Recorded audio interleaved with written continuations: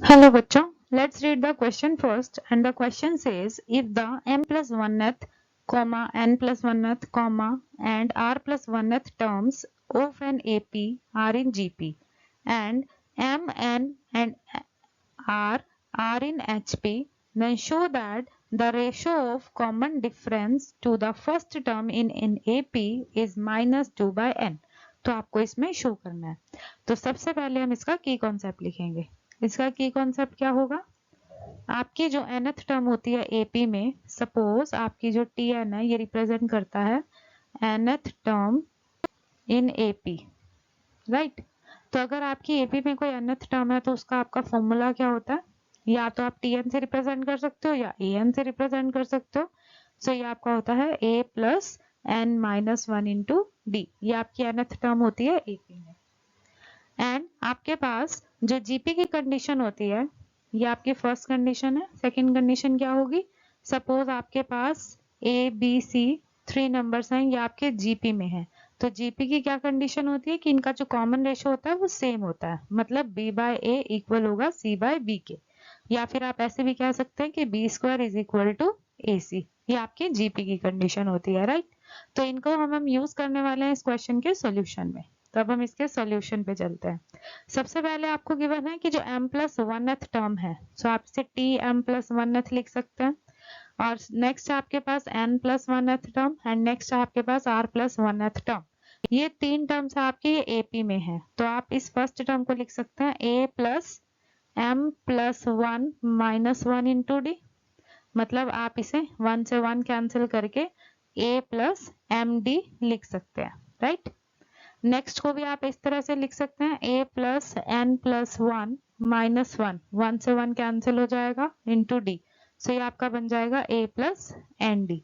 And next में भी आप इस तरह से लिख सकते हो a plus R plus 1 minus 1 into D. तो 1 से 1 कैंसिल हो जाएगा, ये बन जाएगा a plus R D.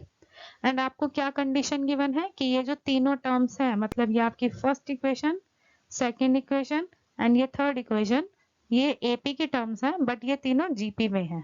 That means T M plus 1 मतलब m plus 1th term, n plus 1th term and r plus 1th term, ये तीनों टर्म्स आपकी जीपी में है। और जीपी की हमारी क्या कंडीशन होती है? B square is equal to A C. तो हम क्या कहेंगे कि जो n प्लस 1th टर्म है उसका जो स्क्वायर होगा वो इक्वल हो जाएगा m plus 1th term into r plus 1th term के। तो अब हम इसकी वैल्यू पुट करवा देते हैं from equation first, second and third, right. तो नेक्स्ट आपके पास क्या रहेगा? a plus N D whole square is equal to a plus M D into A plus R D, right.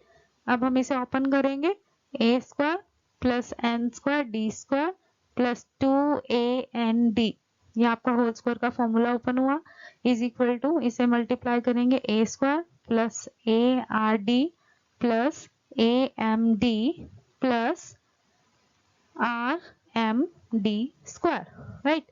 A square से a square आपका cancel हो जाएगा। Left hand side में आप एन डी कॉमन ले सकते हो, आपके पास बनेगा एन डी प्लस 2a।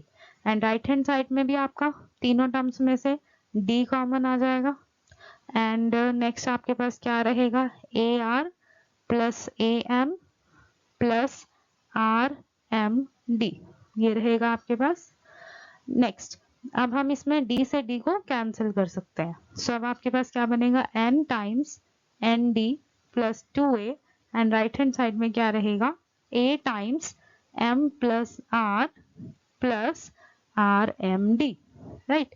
अब हमें क्वेश्चन में कुछ और कंडीशन में गिवन थी। हमें क्वेश्चन में गिवन था m and n and r, ये तीनों टर्म्स हमारी HP में है, मतलब हार्मोनिक प्रोग्रेशन में है। सो अगर ये हार्मोनिक प्रोग्रेशन में है तो इनके जो रेसिप्रोकल्स होंगे 1 बाय m, 1 बाय n और 1 बाय r, ये हमारे किस में होंगे? अर्थमेटिक प्रोग्रेशन में होंगे, क्योंकि हार्मोनिक प्रोग्रेशन के टर्म्स का जो रेसिप्रोकल होता है वो अर्थमेटिक प्रोग्रेशन में होता है। सो अर्थमेटिक प्रोग्रेशन की कंडीशन लगाएंगे जो 2 बाय n होगा आपका, क्योंकि इनका कॉमन डिफरेंस सेम है। सो 2 बाय n इक्वल होगा 1 by m plus 1 by r के। तो यहाँ पे आप एलसीएम वगैरह लेंगे तो m प्लस आर की वैल्यू कितनी आ जाएगी आपके पास 2mr डिवाइड बाय n। सो ये वैल्यू आप यहाँ पर पुट करवा सकते हैं। सो आपके पास बनेगा n times n D plus 2a and right hand side क्या आ जाएगी a times m plus r की वैल्यू बन जाएगी 2mr divide by n plus rmd। Okay, further इसे सॉल्व करेंगे तो अब हमारे पास क्या आएगा n times n D plus 2a is equal to 2amr divide by n plus rmd। अब आपकी राइट हैंड साइड में दोनों टर्म्स में से r और m कॉमन आ रहे हैं तो आप r और m को कॉमन ले सकते हो। सो आपके पास क्या बचेगा n times n D plus 2a is equal to m r और आपके पास क्या रहेगा only 2a by n plus d। Right, further करेंगे तो अब आपके पास आ जाएगा n times n D plus 2a and यहाँ आप एलसीएम लोगे। एलसीएम लेने के बाद आपके पास 2a प्लस एन डी बनेगा एंड जो डिवाइड वाला n है वो आप ब्रैकेट के बाहर लिख सकते हो। सो अब आपके पास इक्वेशन क्या बन गई n times n D plus 2a minus m r divide by n times n D plus 2a is equal to 0। अब आप एन डी प्लस 2a को कॉमन ले सकते हो क्योंकि वो आपका दोनों टर्म्स में है। आपके पास रहेगा n minus m r divide by n is equal to 0। तो आपके पास दो का प्रोडक्ट 0 के इक्वल है। So either first bracket equal to 0 और second bracket equal to 0। So either आपका क्या रहेगा n D plus 2a equal to 0 होगा, n D plus 2a equal to 0 होगा और क्या कंडीशन होगी n minus m r divide by n is equal to 0 बनेगा।